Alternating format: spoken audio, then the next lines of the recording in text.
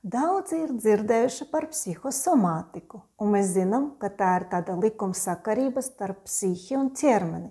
Psihi ietekmē ķermeni. Slimības rodas no dažādiem stresiem. Bet vai var būt arī savādāk, ka ķermenis ietekmē mūsu psihi? Jā, tas arī tā ir.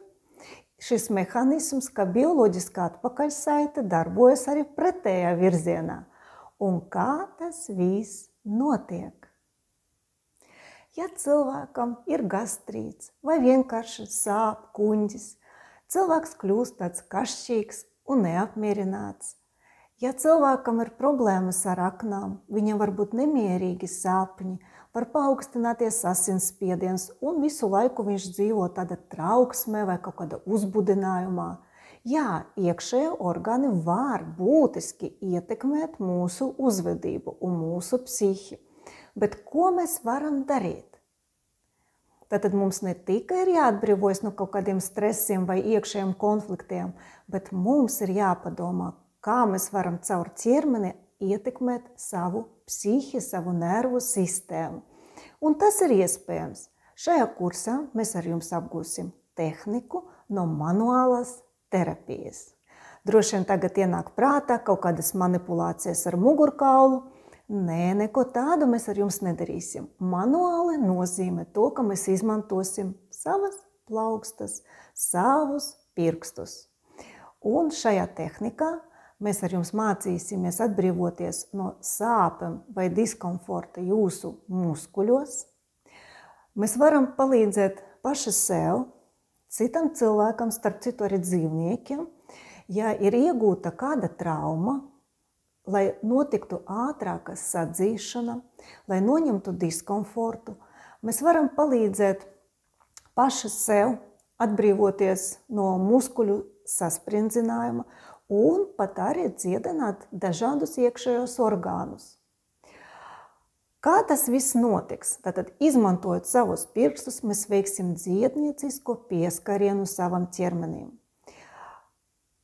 Havajiešu dziednieki, priesteri, kahunas, pie kuriem mēs dzīvojam 2010. gadā, arī darbojas līdzīgi. Un viņi izmanto šo somato psihi, tātad no ķermeņa uz psihi.